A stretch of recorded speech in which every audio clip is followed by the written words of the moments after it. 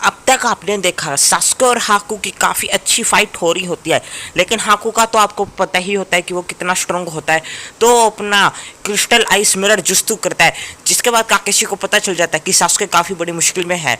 तो वो मदद करने जाता है, लेकिन जाबुजा उसे रोक देता है। और वहीं पे दूसरी तरफ सास्के उस जुस्तु को कुछ भी नहीं कर पा रहा होता, वो बहुत ही स्ट्रांग होता है।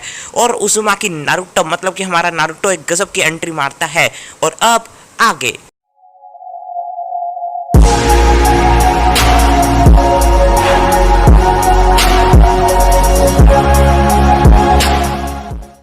एपिसोड की शुरुआत में हम देखते हैं नारुतो अपनी गजब की एंट्री मारता है, और उसे देख के हाकू समझ जाता है कि ये वही लड़का है जो मुझे कल सुबह जंगल में मिला था। उसका जाबुजा उसे देखता है और वो नारुतो के ऊपर कुछ शूरिकेन फेंकता है, लेकिन हाकू वहीं पे अपनी कुछ निडल मारता है जो कि उसके लग के गिर जाती हैं।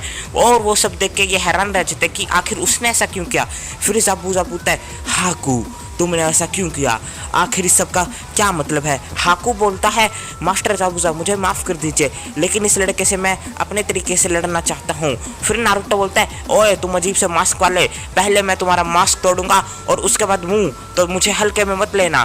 काकेशी समझ जाते हैं कि नारुतो कुछ ज़्यादा कॉन्फिडेंट है, तो इसलिए शायद वो इस लड़के को हरा भी नहीं पाएगा। तो फिर से नारुतो की मदद करने की कोशिश करता है और जाबुजा उनसे फिर रोक देता है। और जाबुजा बोलता है, काकेशी सोचना भी मत, अगर तुम गए तो मैं उस बुड्ढे और उस लड़की की जान ले लूँगा, तुम्हें पता तो होगा ही। जिसके बाद काकेशी सन से फंस जाते हैं कि वो आखिर करे क्या। फिर वो जाबुजा के लिए ही रुकते हैं। फिर हाकू का जब नारुतो पे ध्यान होता है तो इस मौके का फ़ायदा उठा के सासुके सोचता है कि मैं उस पर एक कुनाई फेंक दूं, और वो एक कुनाई लेके फेंकता है, जिसे हाकू बहुत ही आसानी से डोज कर देता है। फिर नारुतो की नज़र सासुके के तरफ पड़ती है जो कि क्रिस्टल के अंदर होता है, और हाकू अपनी क्रिस्टल्स के अंदर वापस चला जाता है और वहाँ से फिर से बहुत सारी निडल अंधाधुन मारता है, जिससे सासुके फिर से लगती है घायल हो जाता है, जो कि नारुतो देख के थोड़ा सा डर जाता है। और काकेशी बोलता है कि तुम्हें पहले वो क्रिस्टल बाहर और अंदर से तोड़ने की कोशिश करनी होगी, तभी उसे हरा पाओगे। वो बहुत ही ज़्यादा स्ट्रॉन्ग जुत्सु है, और वो तो तुम्हें पता ही है कि वो बंदा भी कितना स्ट्रॉन्ग है।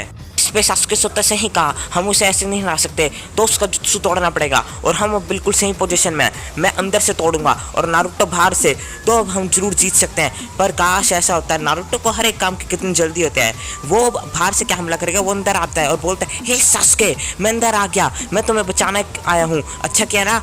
यार ये हमेशा ऐसे क्यों करता है। और काकेशी साकुरा ये सोचते हैं। फिर सासुके बोलता है, तू अंदर आ गया, तू पागल है, एक निंजा को हिलने से पहले भी 10 बार सोचना चाहिए, और तू यहाँ अंदर आ गया।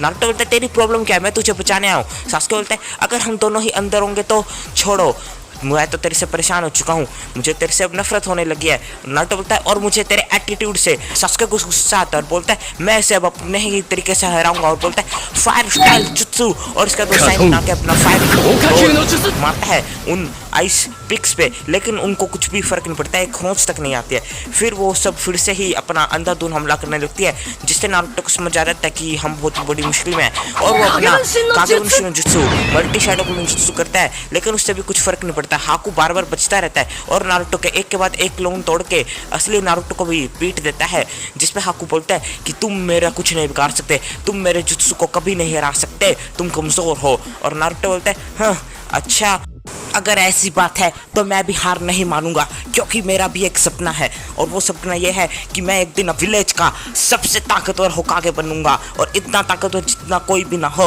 और ताकि सब मेरी एग्जिस्टेंस और मुझे पहचान सके और मुझे अपना सके। हाकू बोलते, सपना यही एक चीज़ है जो इंसान को जीने पे मजबूर करती है, जिससे इंसान को जीने की एक और उम्मीद मिलती है। मैं तुम्हें मारना नहीं चाहता, ये ब्रिज एक सपनों के युद्ध का मैदान है, मैं अपने सपने के लिए लड़ रहा हूँ जैसे कि तुम लड़ रहे हो, मुझे गलत मत समझना, लेकिन मैं अपने मास्टर जाबुसा के लिए तुम्हारा सामना कर रहा हूँ। वो मेरे लिए खास है, और उनका सपना यानी कि मेरा सपना, और मैं अपने सपने के लिए खुद की जान दे भी सकता हूँ और किसी की जान ले भी सकता हूँ, और अगर तुम मेरे सपनों के बीच में आओगे तो मैं तुम्हारी जान ले लूँगा।